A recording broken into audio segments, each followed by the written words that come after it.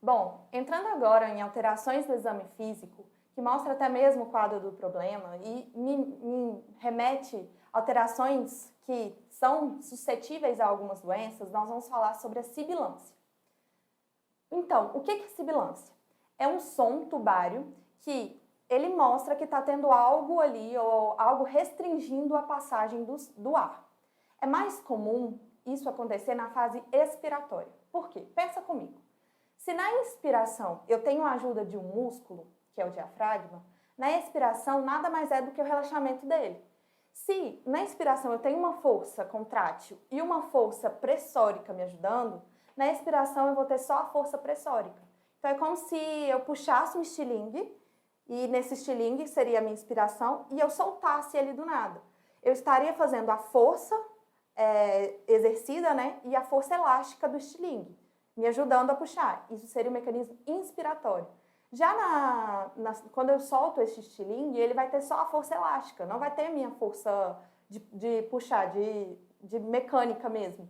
Com isso, associando ao quadro da dinâmica respiratória, é muito mais fácil eu fazer uma inspiração do que uma expiração. Dessa forma, quando eu tenho uma alteração das vias, do sistema tubário ali, das vias respiratórias, é muito mais fácil o ar entrar do que ele sair. Nós vamos ver em algumas doenças restritivas a consequência, né, que é a obstrução ou até mesmo a restrição, a colocação, a hipersuflação do pulmão, porque aquele ar fica retido ali dentro. Então, ele não consegue sair e vai aumentando a caixa torácica, dando aí uma expansibilidade menor, porque ele já está totalmente expandido, como é o caso do tórax intonel. Então, a semiologia em si do sibilo nada mais é do que você, ao escutar, um sopro, como se você estivesse assoviando mesmo, porque o ar, ao passar, está tendo alguma restrição. E, dentro dessa sibilância, ao longo da vida, assim, principalmente quando uma criança está na sua fase de desenvolvimento, aí antes dos seus 2 anos, é muito comum quadros de sibilância associadas. Isso, muitas vezes, relacionado à morfofisiologia dela, que vamos falar para frente, ou também tanto quanto a alterações pulmonares frequentes da criança. É por isso que a gente divide em classificação, né, os fenótipos dessas crianças que apresentam quadros de sibilância, que mais para frente vão dizer para nós se elas estão tendo quadros patológicos ou se foi só um período daquela fase, daquele mecanismo de desenvolvimento que teve, mas passou, como é o caso da transitória. Então, é um sibilos que você escuta dos 2 e 3 primeiros anos de vida, até, né, os 2, 3 primeiros anos de vida, e não, depois disso, você não escuta mais. Então, ele passou por um quadro onde teve a sibilância, ajudada pela anatomorfofisiologia, que auxilia muito nessa questão, porém não progrediu para uma patologia. Então, eu não preciso tratar cronicamente uma coisa que não persistiu. Por isso que é tão comum uma criança, um lactente sibilar. Outra coisa, outro tipo de fenótipo é o tipo não atópico, que nada mais é do que as infecções virais que aquela criança tem. Por exemplo, lá no módulo de imunologia, falamos que crianças estão com desenvolvimento imune, com o desenvolvimento do sistema imune, ainda muito precário no início da vida. Por quê? Porque ele ainda precisa se desenvolver as respostas de memória, aquelas respostas TH1. Então, elas são mais suscetíveis a infecções, então elas são mais fragilizadas. Com isso, elas vão ter a sucessão, né, a infecção mais frequente, e o vírus, ele vai infectando e dando aí um padrão meio de sibilância, tosse, coriza, que é muitas das vezes confundida com a asma. Por isso que é tão comum diagnósticos de bronquiolite, que é o quadro viral mais comum da criança, que vamos falar também mais para frente, ser confundido tanto com asma quanto com a pneumonia, porque é muito comum, né, esse quadro viral na infância e tem aí relação também com a semiologia da asma. Outro tipo que conta pra gente ao longo da vida, depois, a persistência dele, é o persistente atópico, que nada mais é do que as manifestações e associações clínicas relacionadas com alergias, que é a atopia. Então, quando eu tenho uma criança que ela sibila muito, tem parente, história familiar de pai e mãe com asma, rinite alérgica, tem presença de eritemas, exantemas, máculos papulares distribuídos pelo corpo, característico mesmo de uma manifestação de atopia, o que eu posso dizer é que a evolução para esse quadro provavelmente vai ser para um quadro asmático. Então, o persistente atópico, ele é nos 2 primeiros anos de vida, 2, 3 primeiros anos de vida, a criança asmática que vai ser diagnosticada lá na frente. Então, eu não posso falar que necessariamente todo persistente atópico vai ter asma, mas a maioria deles é o quadro de evolução para o asmático. Então, tem essa diferença do persistente atópico para o não atópico, porque o atópico ele vai ter essas manifestações alérgicas, essas manifestações da hipersensibilidade do tipo 1, já o não atópico não vai ter. E tem também o intermitente grave, que ele é associado a períodos de pouca sibilância. No entanto, quando tem esse período, ele vai ser quadros muito agudos e com uma resposta inflamatória muito intensa. Ele pode evoluir também para quadro asmático, só que para uma asma mais grave. Então, esse paciente tem que ter um cuidado mais especial, porque ele está bem, aí do nada ele evolui para um quadro muito agudo, muito grave, que faz com que ele tenha esse quadro de atopia, esse quadro de alergia exacerbadamente. Então, desses 4 é o mais perigoso. E, falando do que a gente já tinha citado anteriormente, da anatomofisiologia, o que acontece com a criança? Para o desenvoltório das vias respiratórias, elas vão acontecer ao longo do desenvolvimento. No entanto, no início da vida, há implicações clínicas dessa prematuridade das vias respiratórias. Não é prematuridade por ser uma criança, de uma criança prematura. Não, é porque elas precisam ainda se desenvolverem, terem contato com patógenos, terem contato com o meio externo em si e, ao longo dos anos, terem adaptações para depois ter a formação em sistema respiratório completo. E uma dessas peculiaridades é as narinas com pouco suporte de cartilagem. Então, elas ficam mais, digamos assim, frouxa. Com isso, o ar não tem aquela estabilidade para entrar pela fossa nasal e com isso ele não consegue adquirir uma pressão suficiente para descer, né? Porque pensa como se o sistema respiratório fosse um sistema de tubos. Então, se ela não consegue fazer com que tenha algo que consiga mandar com pressão, meio que o ar entrar de forma bem incisiva, eles não vão conseguir ter também uma troca respiratória, uma dinâmica respiratória tão eficiente. Além disso, isso é uma das características principais para a presença do sibilo, é a via aérea com menor diâmetro. Então, se eu tenho um menor diâmetro, eu vou ter um tubo mais fino. E já falando assim da questão do som, o som ele passa em tubos mais finos, causando turbulências, ou seja, turbilhonamento. Esse turbilhonamento gera o som, porque ele começa a bater no cano, então pensa como se fosse um cano, né? Toda a via aérea até chegar no parênquima. E a partir disso, ele turbilhonando, por o diâmetro ser menor, ele começa a fazer barulho. Por isso que é tão comum lactantes sibilar. Por isso que é comum associar a presença de sibilos nessa fase. Mas nem tanto quer dizer que vai ser causas patológicas. Está muito também relacionada a essa anatomofisiologia. Além disso, nós vamos ter também a ausência dos poros de Kohn e os canais de Lambert, que nada mais é do que as comunicações entre alveolares ou intraalveolares, que faz com que a dinâmica respiratória fique maior. Então, eu tenho um ar que ele está no alvéolo, ele realizou a troca. Então, pensa comigo. Eu tenho aí 20 O2 entrando. Só que aquele alvéolo que ele entrou só faz 10 trocas. para não ser desperdiçado, e quando acontecer a expiração, esse ar for mandado embora, esses outros 10 comunicam-se pelos canais. E esses canais se comunicantes passam para outros alvéolos e aqueles 10 oxigênios que eu falei anteriormente não fica desperdiçado. Ele consegue fazer a troca comunicando com o outro alvéolo, precisando não sair, voltar pela todo aquele sistema tubário de novo, novamente. Então, essa ausência desses mecanismos de facilidade da respiração podem provocar aí uma dificuldade respiratória.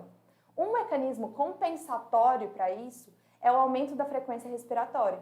Tanto é que padrões respiratórios de crianças são totalmente diferentes dos padrões respiratórios de adulto. Onde adulto eu tenho uma quantidade de incursões respiratórias diminuídas em relação às crianças. Então, é muito importante fazer essa relação, porque chega um paciente onde ele está com presença de sibilos, mas ele não tem sinais inflamatórios, você está só escutando o sibilo, primeiro você tem que analisar e caracterizar se não é uma anatomofisiologia normal ou se está tendo realmente uma alteração ali, que possa resultar numa preocupação. Além disso, os alvéolos eles também vão ter poucos tecidos elásticos e também pouca presença de surfactante, porque o pneumócito tipo 2 está desenvolvendo ainda. Então, é muito mais difícil a realização da troca devido a essa peculiaridade desse alvéolo. E o diafragma, presentes assim em radiografias, em comparações de crianças e adultos, dá para perceber um diafragma mais horizontalizado. Com isso, faz com que a expansibilidade dele seja mais diminuída. Não que prejudique de forma patológica a respiração do recém-nascido, porque ele compensa de outros meios. No entanto, ao longo da vida, ele vai se encurvando e tornando mais efetivo, fazendo com que esses mecanismos compensatórios se diminuam, se restringem. Bom, e falando agora do padrão do lactente sibilante, há algumas peculiaridades ou também fatores de risco que faz com que a evolução dele seja para um quadro asmático, que é o grande X da questão desse problema. Então, fatores de risco como baixo peso ao nascer, prematuridade, a mãe que tem, né, o hábito de tabagismo, criança que vive em ambientes com pessoas tabagistas e, além disso, o uso de antibióticos muito recentes ou muito em períodos neonatais, digamos assim, fazem com que essa criança seja exposta a alérgenos que, ao longo da vida, tenha, né, evolução para uma crise asmática. E, em contrapartida, há alguns tipos de fatores de proteção. Nesse ponto, eu queria que vocês lembrassem, quando citamos lá no módulo de imunologia, a questão da resposta TH1 com TH2, do desequilíbrio que uma tem com a outra. Por exemplo, quando eu tenho uma resposta mais TH1, eu vou ter uma TH2 diminuída. E do contrário também é verdade. Então, a exposição a animais me faz com que a sensibilização não seja tão desenvolvida. Então, a resposta TH2 ela fica mais inibida. E com isso, por exemplo, a criança tendo contato desde novo, desde que o sistema imune não esteja hiperreativo, ela consegue fazer com que esses mecanismos que ao longo da vida poderiam desenvolver para ela um processo alérgico, sejam dobrados, sejam ali meio que levados de forma burlando aquele padrão genético que ela poderia ter. Além disso, o aleitamento materno exclusivo, que também falamos lá no módulo de imunologia, está também relacionado com quadros de fatores de proteção. Por quê? O aleitamento materno está dentro, né, do leite, tem dissolvido imunoglobulinas que fazem a proteção da criança. Fazem essa imunização passiva, não deixando com que ela evolua para quadros inflamatórios, infecciosos, tão característicos dessa idade. E, bom, falando aí do quadro da evolução da asma do lactente, o X da questão é se essa criança vai ou não evoluir para uma asma. Eu posso falar que ela tem um diagnóstico de asma agora, com 2, 3 anos de idade? Não. Diagnóstico de asma é só quando a criança consegue ter um padrão de resposta imune eficiente para eu ver se ela tem ou não hipersensibilidade.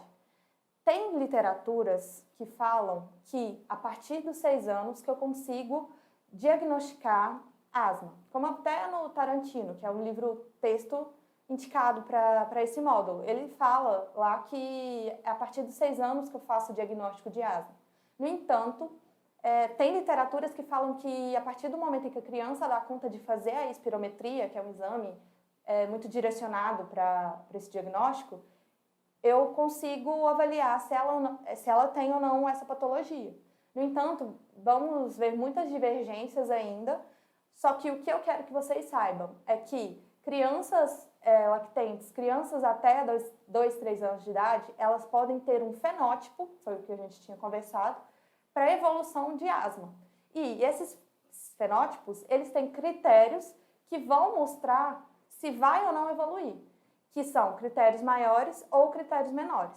Para a criança ter esse diagnóstico fechado, tipo, falar assim, certeza que essa criança vai ter asma, ela precisa ter um critério maior ou 2 menores. Um dos critérios maiores é o pai com asma. Então, o pai tem asma, a mãe tem rinite alérgica, que é um diagnóstico de atopia também, e a criança ela está tendo uma sibilância ali, e essa sibilância ela está bem persistente. Ela também apresenta os quadros de atopia com a presença de máculas, de lesões peribucal, e eu olho para ela e eu já desconfio de que aquela criança, por ter um critério maior, ela pode evoluir com asma. Então, se ela tiver uma crise de sibilância e ter também padrões respiratórios característicos, eu já sei como que eu vou manejar, porque eu tenho na minha cabeça que aquele padrão ali é um padrão asmático.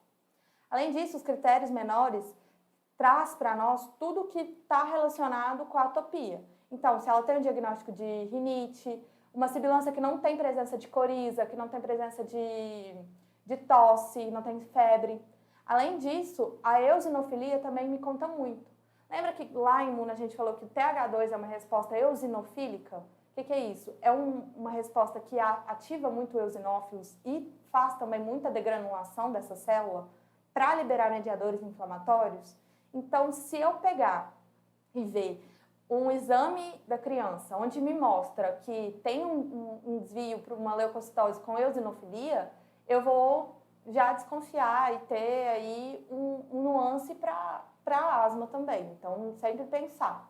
E criança sibilante com dificuldade respiratória, retração com esforço, né? Tiragem intercostal, retração de fúrcula e estridor. Não confunda estridor com estertores.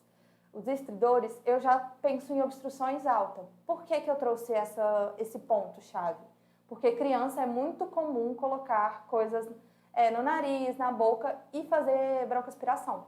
Então, pode chegar para mim um padrão de sibilância e eu tá confundindo aí, ela tem uma dificuldade respiratória, tá cianótica, né? Tá dessaturando. Então, eu já vou pensar, não tendo sinais inflamatórios associados, podendo ou não ter, porque se depender do tipo de corpo aspirado, pode aí fazer um processo inflamatório, eu vou pensar em broncoaspiração. Então, pede já de cara um raio-x para excluir e também pergunta se brincou com pecinhas pequenas, com algo que possa ter prejudicado ou obstruído a via aérea.